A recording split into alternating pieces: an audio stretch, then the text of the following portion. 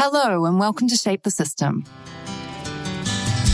where we find and tell the stories that help people to rethink the way the world works. We interview people from all over the world who are helping to change our systems for the better. Shape the System is an independent podcast with support from KPMG High Growth Ventures, who help ambitious founders and their teams scale up for success. More about KPMG High Growth Ventures after the interview. We hope you enjoy this episode. Good morning, everyone. Well, afternoon or evening, depends where you are. We're going to be talking to Christa Stelzmuller. I think I've got that right, from Charity Water. You do. That's very close. Thank you very much. I do practice this before coming on the show. And we're going to be talking about water and water infrastructure. And just as I said to Christa right up front, I've been a fan of Charity Water for quite a while, so I'm actually pumped to be talking about this. So that's my only water-related joke that we'll have today.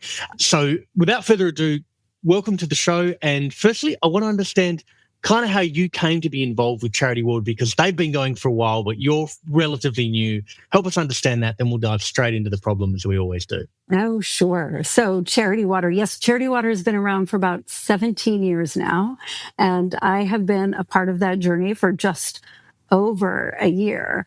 And I landed at Charity Water actually after I started my career very early on at a nonprofit. I had interned right out of college at a nonprofit, and I realized quickly as part of that, I was going to have to be interning in an unpaid internship for quite a long time. And that was my first very real lesson in how hard it can be to actually make an impact and face the realities of living every single day and needing to earn a paycheck. And so after doing that a little while, I decided I had to enter the for-profit space and get a job that would allow me a paycheck.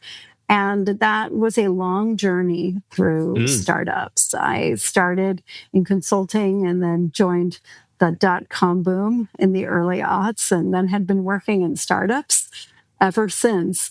And as I was inching my way from startup to startup, I kept getting closer to my original goals of trying to make an impact, a really positive impact with what I was doing. And first it started with getting closer to mission-based startups. This mission-based startup started to emerge.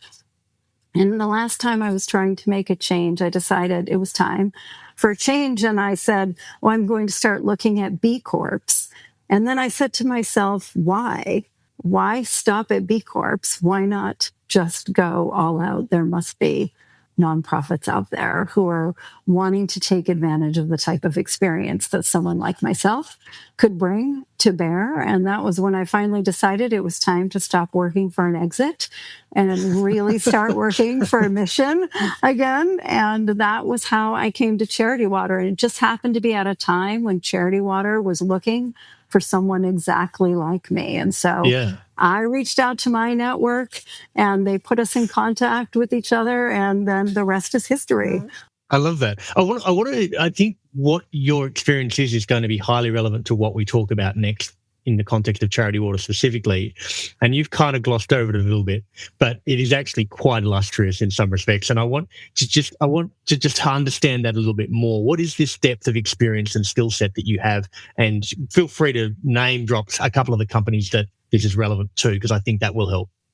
Oh, sure. Well, so I think the experience, I mean, I don't know that I need to name drop anything, but I think the experience is when, for me, Charity Water stood out like as clearly different, because Charity Water was looking for technologists and really thinking about technologists and engineers as revenue drivers. And this is a completely different kind of construct. When I started talking to different nonprofits, I learned very quickly that something I was not used to as an engineer working in startups, we were always considered revenue drivers. We're part of the product team and a big part of making everything happen that needs to go on. And the nonprofit world felt very different to me as I was trying to make my way in there. I was realizing that cost center was a common perception of what technology ultimately was. And I was really hoping to align with a nonprofit that wanted to use technology to push the envelope forward, right? In whatever capacity we could, whether it was on the fundraising side or whether it's using technology and data in the programs. Either way, you wanted to make sure that, at least I wanted to make sure that technology was being used in a way that felt like it was part of driving the overall impact and mission, and not not just a means to an end. Yeah, exactly. Not just the necessary evil. No, you didn't want to say it specifically, but I'm going to say it. And so when I was speaking to Charity Water, it really stood out that this is what they were looking for, right? This was what mattered to them, was bringing someone on who's had growth, who's been in those cycles of growth that you sometimes can be incredibly hard work, right? Yeah, all of those things happen in startups, right? That's what they were looking for, is someone with that type of experience. Yeah. And so ironically, you dropping out of, to use, maybe not the right term, non-profits, to go on this growth journey is probably the best thing you could have ever done for Charity Water, is to have that set of skills to then go back and say, how do we run these non-profits more like growth ventures, or more like early stage ventures, or more like startups. I don't love the word startups because I think it has other problems, but that's super, super interesting. So I want to get into some of the business of Charity Water specifically, and how you're using data and how you're using technology. But I actually want to start right up front with the kind of the problem space and just try to understand a bit more about the state of water infrastructure. And obviously there's 8 billion people on the planet, so we're not talking about water infrastructure everywhere. We're talking about the state of water infrastructure on the people you're trying to serve or are serving. Help us understand a bit more about that, and then I want to go into that a bit more. Yeah, so I figure it's probably maybe best to start with a statistic here, if that's okay. We'll just start with 703 million people lack basic access to clean water in the world today. What that means is that they do not have a water point that is within a sufficient amount of time near to where they live and eat and sleep every single day. And often the water that they do have access to, it's not infrastructure, right? It's a river somewhere. It's some kind of small hole that's been dug where a river may be underground at some point. There's no actual infrastructure in many of these rural communities. And so that is ultimately what infrastructure can look like in many parts of the world, is hand dug holes where folks are retrieving water and funneling it into containers and carrying it back to their homes and their communities. Right. And just in terms of, I've got a sense of it, but geographically, a lot of this is Africa, or it's in a lot of parts of the world? What's the spread of this? At least the places where we work, we're in Africa and we're in Southeast Asia. And the problems can look different in different parts of the world. In other parts of the world, you may have an abundance of water, but the water may need to be filtered. And so there are different solutions. So depending on where Charity Water is operating, different solutions might be in place in different parts of the world. Yeah. Got it. So it's not specifically, hey, these places just don't have a lot of water. It's hard to get to it. In some cases, the water's there, and it's hard to get water that you can actually use for whatever reason. The infrastructure might be pipes, but it might be filtration, might be a combination of those things. Saline content, right? There's all sorts of reasons that the water may not be drinkable or healthy for whatever reason. And whilst you're relatively new to Charity Water, and Charity Water's seen the arc of this over the last 15 years, how is the state of play changing? Has it been improving, not just from them, but the state of infrastructure generally? What's the trend line here? Well, I think there are changes that are improving in the sense that there are solutions that just through the passage of time and improved technology have gotten cheaper. I think when Charity Water started, it was mostly wells, hand pump wells that were being dug. And now often Charity Water is working on solar powered piped solutions, right? And that becomes possible only through economies of scale, right? And so that's how things, I think, have changed. And then as we move into new territories or new regions, right, we start to look at different solutions that might be appropriate for that. So the biosand filters that are used in different parts of Asia, all of those start to offer like different ways to think about how to solve the water crisis overall. And when we move into newer solutions like solar powered pipe solutions, they come with tap stands. Like it changes the dynamic more than even just a hand pump well may have. Right. You can start bringing more water points at a higher scale to communities as you go in. So I would say that's probably how it's been changing over the years. Yeah, and I want to talk about the technology bit a bit later on because I think so much has changed. I mean, if 2006, roughly when the iPhone came out, was roughly when Charity Water started. Ominous or awesome, one of the two. You know, how much has the world changed, and therefore how much has Charity Water's world changed, and the constituents and members and the stakeholders. So I do want to get to the kind of the engineering curiosity there as to what's actually evolving. I'm also interested, though, before just we get into some of this solution space around the technology and the data, both in the operation but also in the business of Charity Water, if we can call it that. I want to understand a bit more about impact, because this is something that's quite clear and elevated when looking through all the Charity Water materials, is why a lot of impact that you're trying to have economically or health-wise sort of starts with water. Help me understand and connect those dots. Right. Oh, so I think you're talking about the impact. This was something actually we learned. I don't think this was necessarily obvious from the beginning, but water has a follow-on impact to many of the UN Sustainable Development Goals. You and I were talking about those a little bit earlier. And if you think about clean water improves education. That may not be obvious to everyone. And so we try to draw that picture for them through the stories. But oftentimes it's young girls who are tasked with fetching the water for their families and for their communities. And what this means is that they will spend hours every day going to whatever the closest water point might be and carefully filling up their containers and bringing it back. And this is hard work, and it is time-consuming work, and it means that many of these girls can't go to school. And so education ends up impacted for them. And so to make a compounding impact on education, clean water will actually have both the impact on clean water and health as well as education. Health is another aspect of it. We've seen communities who will use access to additional water to allow them the extra time, frees up economic opportunity for them. And so we've seen some communities begin to have time to grow extra food that they can then also use for their families, but sell. And so a small economic engine. And so economic opportunity is another follow-on impact. And then women disproportionately also retrieving the water for communities. And when women don't have to spend time doing that, they have time for other things like developing small businesses and so on and so forth. So there's all of these follow-on effects that happen when you are not worrying about clean water every single day. Yeah, I'm rereading The Rational Optimist at the moment, and it talks about the specialization of skill set and allowing people to focus on things that are of higher value and then exchange.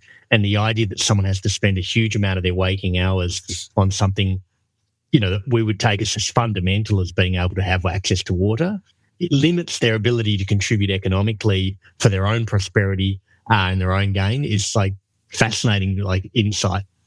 Yeah, and we can extend this conversation, I think, for such a long time. We can even just talk about the mental impacts. I mean, when you are worried about water and even just maybe uncomfortable due to illness, imagine how your own productivity is impacted by that. And now imagine this being a part of your everyday life. I think we can all relate on some level if that was a thing we had to worry about every single day, how different our lives might actually be.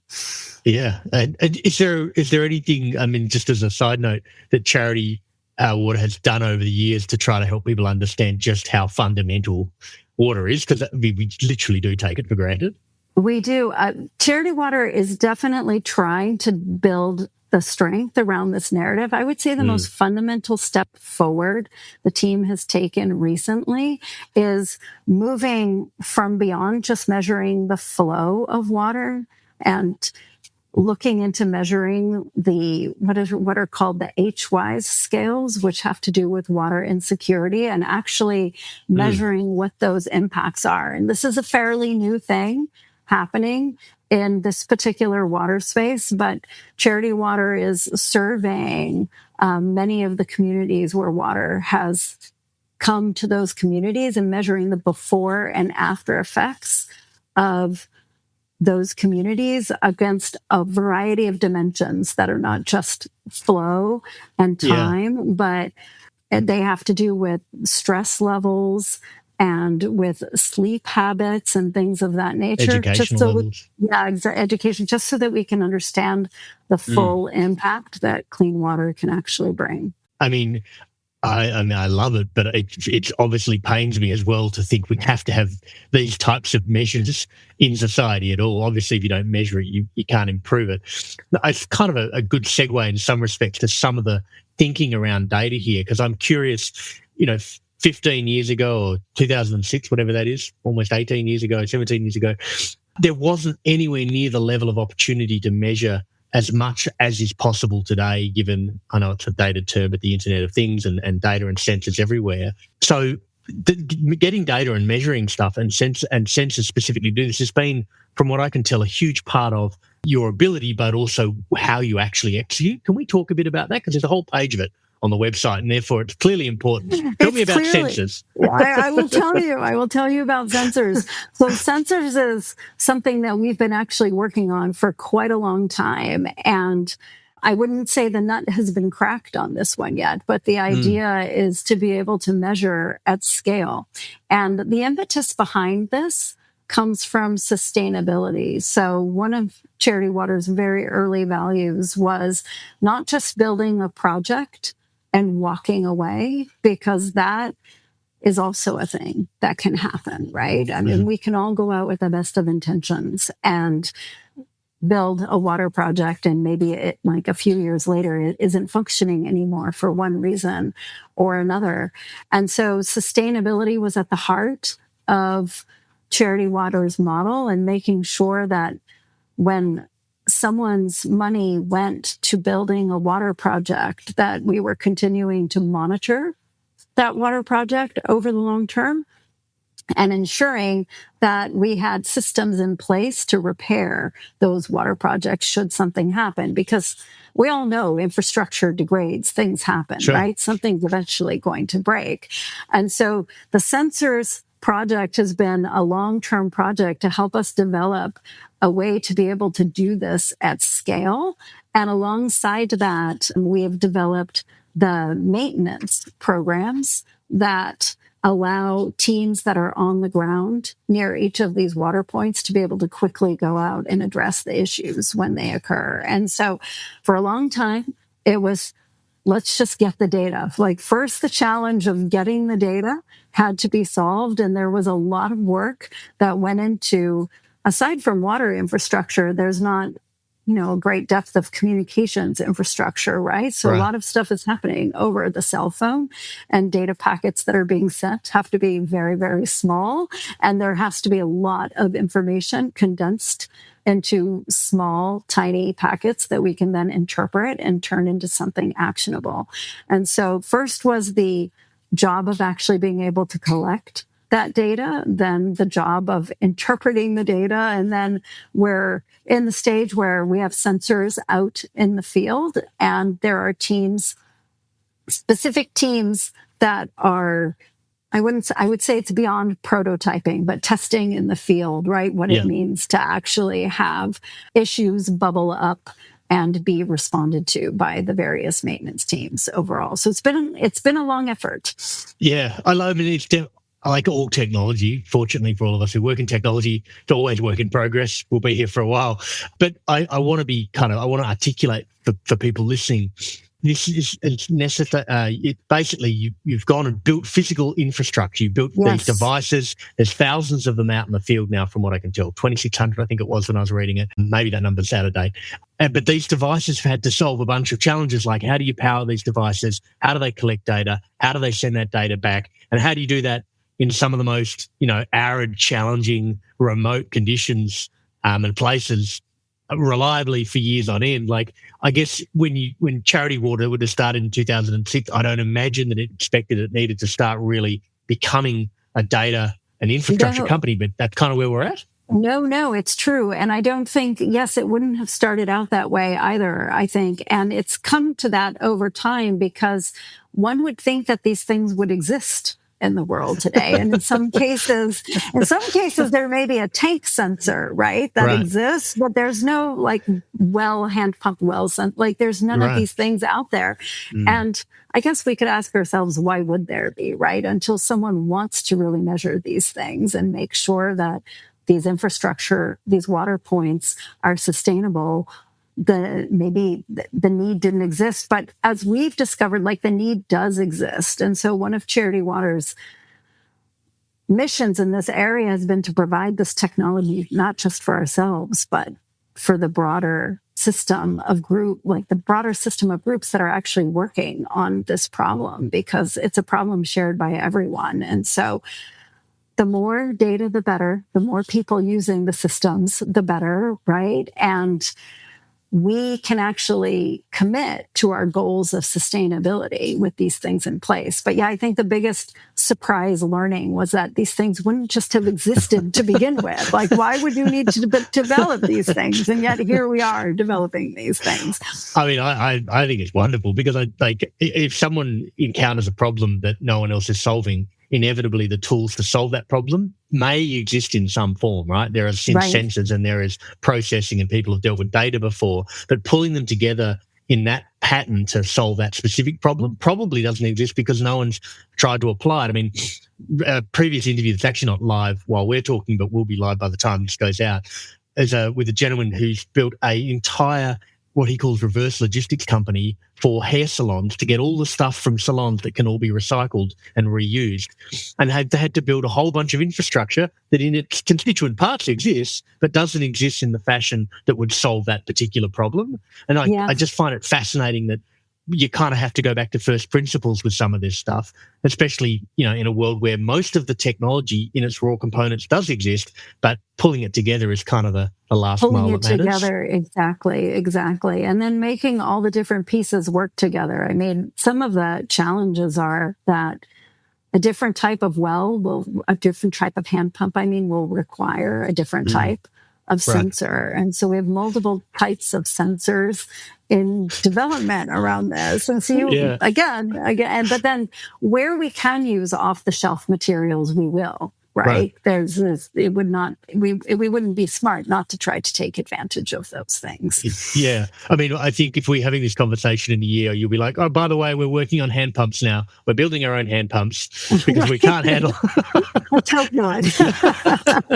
Well, before we just move on from this point, I had noted that this technology, I think it's fair to call it that. It's an arrangement of technology, but this configuration, you've essentially open sourced this stuff. There's a GitHub if people want to download it and have a look at it and apply it. So that's unbelievably fun and interesting and exciting from a leverage perspective. But in terms of other companies, nonprofits, charities, organizations, or even the local groups, how are they potentially leveraging this stuff? Have you actually seen instances where they're taking some of these learnings and capability and applying it?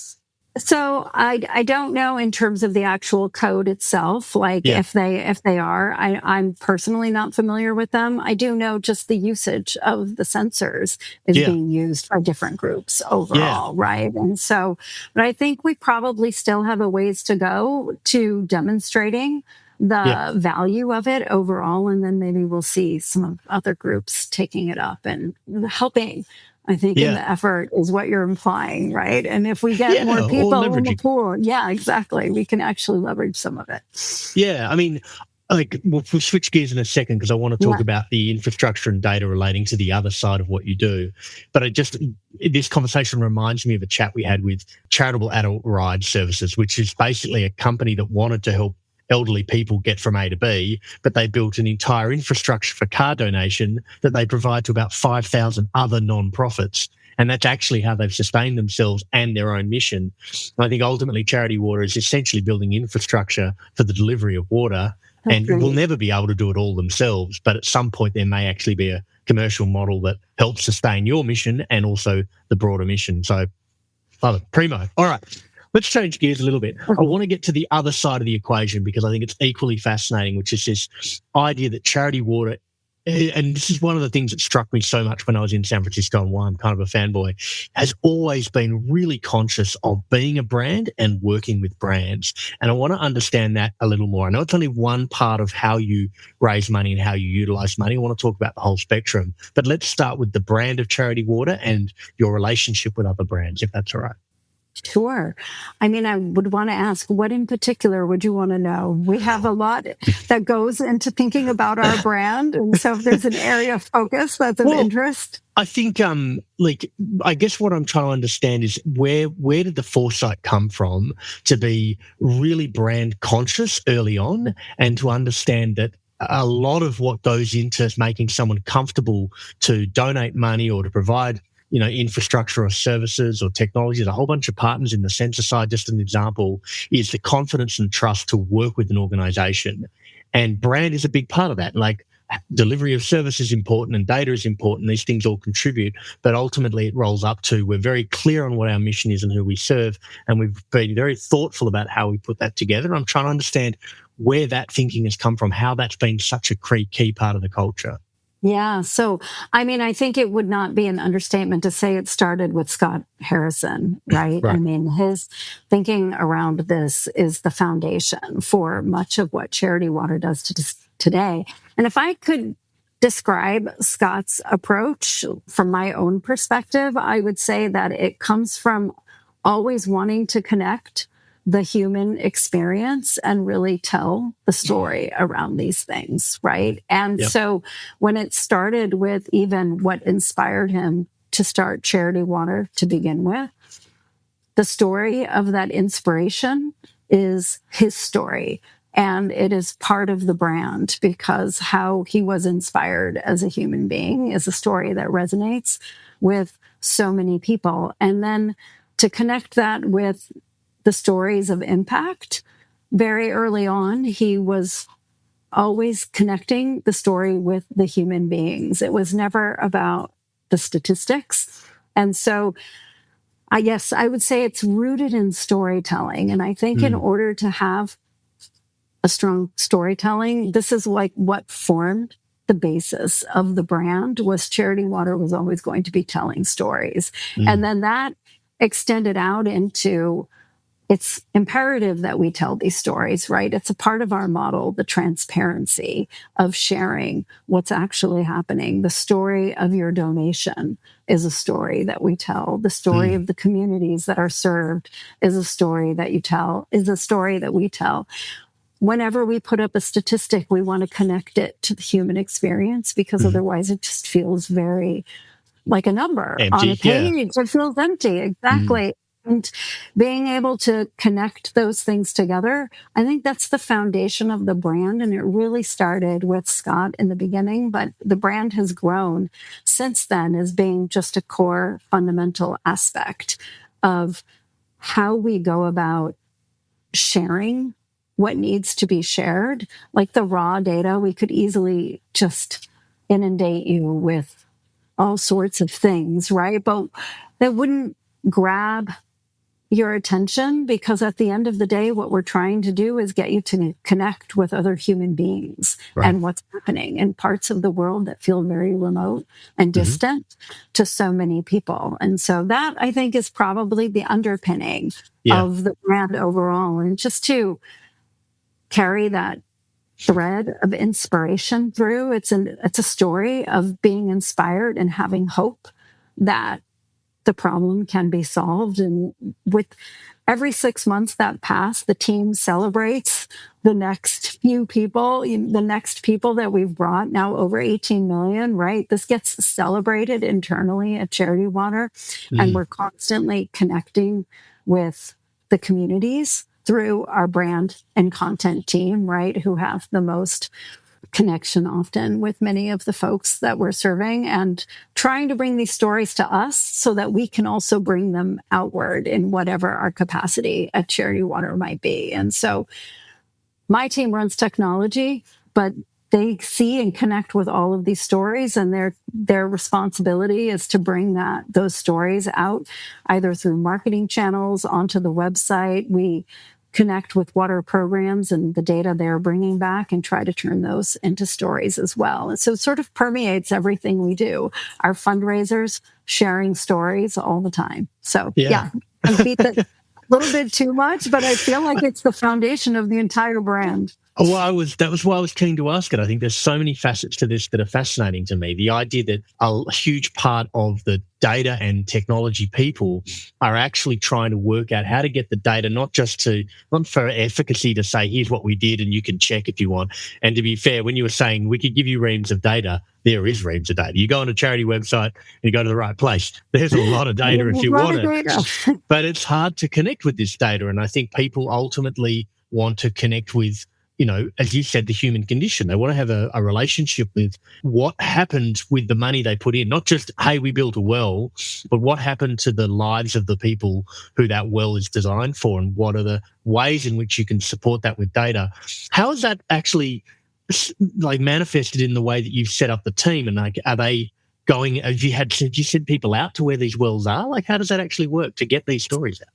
So for sure, our brand and content team actually just got back from a trip out to Uganda. And when they do that, they bring back many of the stories. And we try not to we're focusing on experiences, right? And so the team is able to experience these things. Our programs team is clearly out on the ground working with communities all the time. And we have our donor experiences. We know we can't bring every donor with us. It would be great if we could bring everyone in person, right? To experience all of these. I know I personally had the incredible privilege of being on the ground when a water point was drilled and being there with the community when water was erupting from the ground is one of the most emotional experiences I have ever felt. And I can't communicate that to everyone, but I do my best, right? And we want to be able to share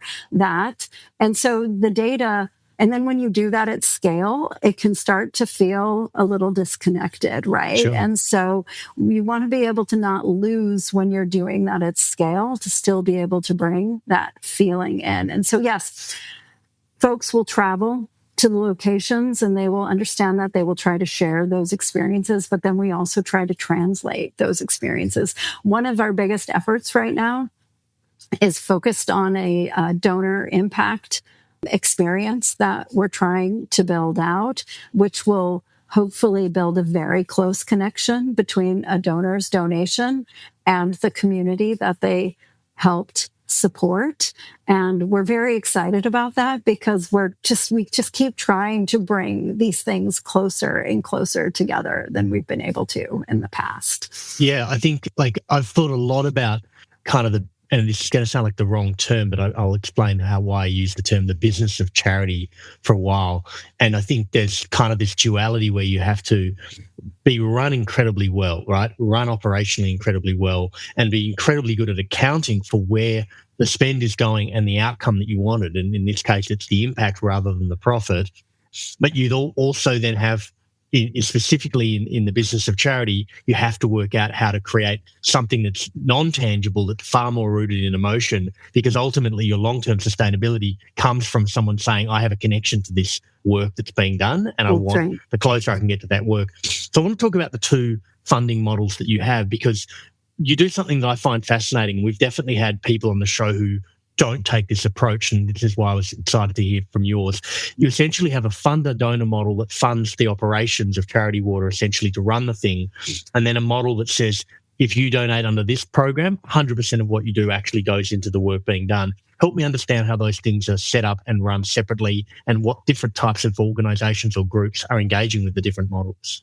Yeah, so The 100% model is what you're referring to. And Sure. The reason we set it up that way was, I'm going to bring it first back to experience, just to tie this in a little bit. We set it up that way because donors' experiences with charities were not always positive. And what was found early in Charity Water's years, was that their trust and being able to build trust with a donor was a hurdle that had to be crossed, right? Because without the trust, no one's actually going to donate. And so this was established to reinforce the idea of being able to trust where your dollar was going to go. And so we could establish trust on two fronts, one with a small group of donors who understood the importance of funding charities and making sure that you could pay the people who were going to be having the impact, and understood that every dollar that went in to that particular model would have a compounding effect in terms of impact. It may not be direct impact, it would be indirect impact, but it would have a compounding model. And so because that's a more complicated story to tell, it was determined that like two different audiences existed, right? So the audience where you could take the time to tell this very complicated story about how when you fund operations, you're actually having a huge impact downstream. And then the other simpler story to tell, which has much broader appeal, which is the story of you must be you can feel 100% confident that your donation is going to go exactly the place that you wanted it to. It's not going to go for marketing purposes. It's not going to go for any of these other things. It's going to go exactly where you want it to go. And so it really comes down to audiences. And now in terms of, you asked the question of how that happens, right? So there are different groups in Charity Water who are focused on different audiences. And so there will be one group that is focused on the private donor audience, and then another group that is focused on those folks who want to support water projects in a small way, and then those folks who want to support water projects in a large way. And so those groups tend to be self-selecting, right? There will be those groups who the audience that lands in the operations camp, and then the audience. It is a much larger audience that's on the water side, and that's not Makes unexpected. Sense. It makes total sense. Yeah. and curious, and like it kind of sounds self-fulfilling, but there's groups who are in the business of being charitable funding, right? That's right. Foundations, typically, I would have thought, maybe governments, private companies, whatever. Mm-hmm. And so I'm using this word crudely, but they're more of an educated audience. This is what they do. They go in, they understand it, and they have different needs, and they're happy to go much deeper. You probably do fly them to Uganda and actually see how these things work. And then there's a much probably larger cohort of a lot smaller individuals, typically, or maybe businesses, who are, this is not what they do full time, but they do want to play a role. And for them, having the connectivity between the impact and the dollars spent and the amount applied is their simplistic measure of, am I having an impact? Yes, no.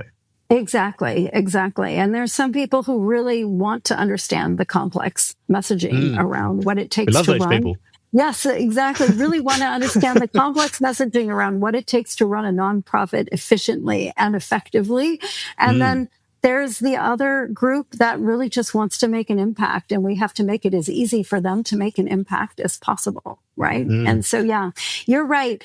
The audience, sure, you will. I think you will find more corporations, right, in that audience that's willing to donate to operations overall, because they're running businesses. They know the ins and outs of all of that. But there are also brands that simply want to work in water as well, and that's okay too. Yeah. Oh, and I want to talk about the brands, because the brands thing is fascinating for me. And I, used to be very kind of brands, and it's basically advertising. And I misunderstood the distinction between the two, no longer. But I am curious about, you've obviously got a fairly well-developed brand yourself, but you also partner with brands in really interesting, curious ways. And I've got some examples, but I'm happy for you to provide the one that you love the most. Help us understand the brand aspect of this, what role it plays. And also I'm curious as to how you make a decision on what brands to work with or not work with why those decisions exist. Yeah. So, I mean, I would love to rather defer to our brand partnership team on this particular question. I will tell you that I'm not an expert in this area, but I think Charity Water often is looking for brands that have a connection with water in some capacity, right? And even if there isn't a connection with water, there's often a connection with a particular aspect of water that resonates for one reason or another, right? There may be brands who's decided that their mission is women's issues, right? And they come to Charity Water through the route of knowing that clean water has a compounding impact on women overall, right? And so they'll choose to work with Charity Water in that capacity. And so I think if we can find alignment with a brand's own desire to make positive impact, and clean water being a way to make that kind of impact, it doesn't have to be a direct water relationship. Often we can make the connection through clean water to another issue that a brand may care about. And then that's how the relationship evolves. I'm going to say the silver lining of water impacting all these other issues is it gives you a far wider scope to work with. It does give us a far wider scope to work with, for sure, which is a good thing. No, it's a great thing. I think, I use brand as shorthand, but I just think there are companies that are going to, or ventures or organizations, Charity Water specifically here, that are going to focus on actually solving the problem. And there is a lot of eyeballs and engagement and money and resources and desire for companies that are adjacent to this who say, we do care about this, but it's not core to us to know how to do this. Now, in theory, Yves Saint Laurent or a brand could go out, I think Caterpillar was one of them, and go out and say, well, let's go and try to solve water too.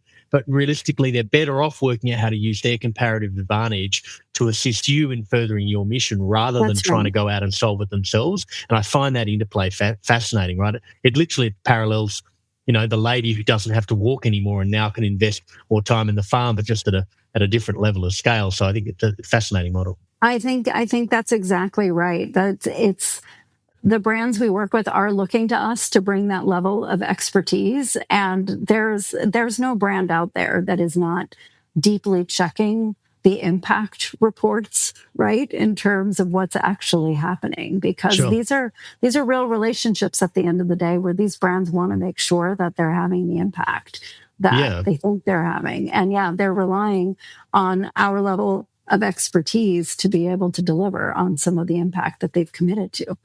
Yeah, I would take it even a step further. If you look at these companies, I remember I used to work with the National Association of Realtors in the US, and the brand was one of the biggest things on their balance sheet. Like they value their own brand incredibly highly, and the decision to work with another brand is an incredibly far-reaching decision because it impacts potentially their brand. And so getting it wrong is comes up in the risk management matrices all over the place, at even up to a board level.